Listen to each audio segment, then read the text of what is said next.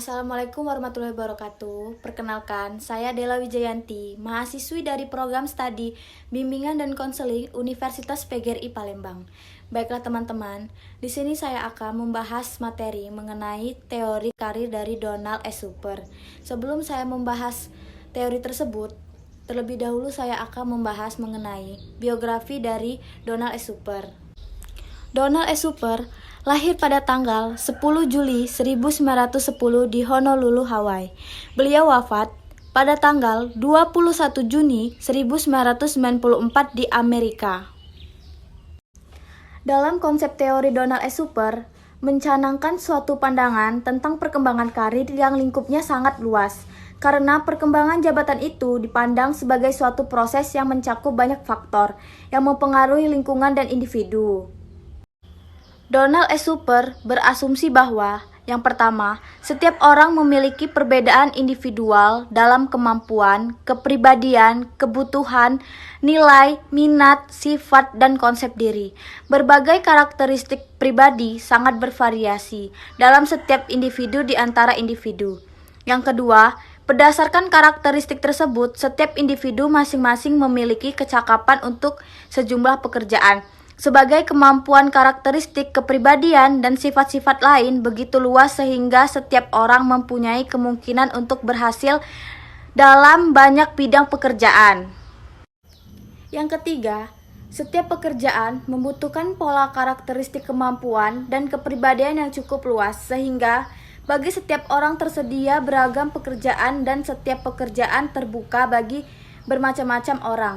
Yang keempat, pilihan vokasional dan kompetensi, situasi-situasi di mana orang hidup dan bekerja, serta konsep diri akan mengalami perubahan karena waktu dan pengalaman. Karena itu, membuat pilihan pekerjaan dan penyesuaiannya merupakan suatu proses yang kontinu.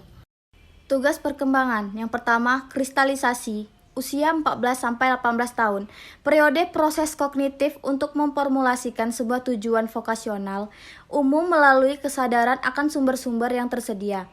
Berbagai kemungkinan, minat, bakat, nilai, dan perencanaan untuk okupasi yang telah disukai. Yang kedua, spesifikasi usia 18-21 tahun. Periode pelatihan dari profesi vokasional, terlatih menuju profesi vokasional yang spesifik.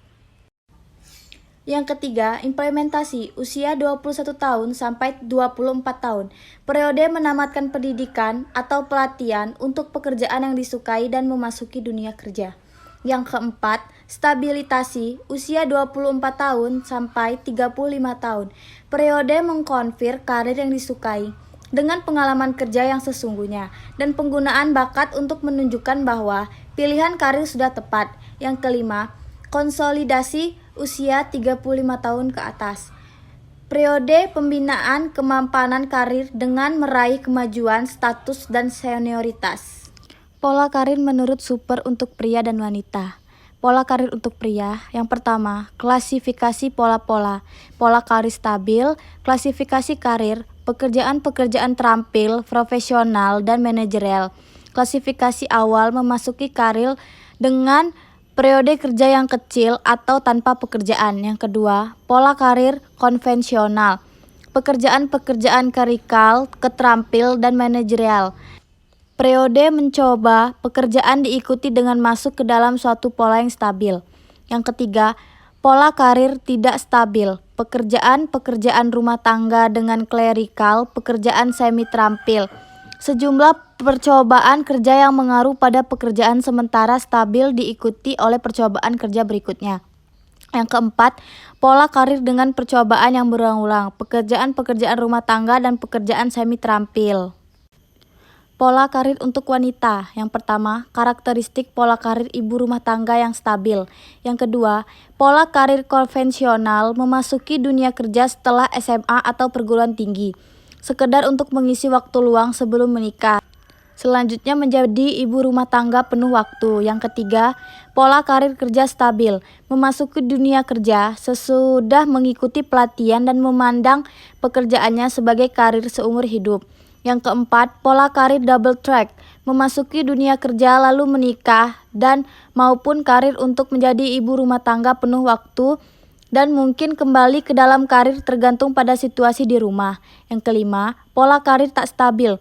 Terjadi pada masyarakat ekonomi lemah di mana polanya adalah bekerja PHK, menjadi ibu rumah tangga, dan kemudian siklus itu berulang lagi. Yang keenam, pola karir multiplay trial. Tidak pernah mapan dalam satu karir, selalu berubah-ubah pekerjaan.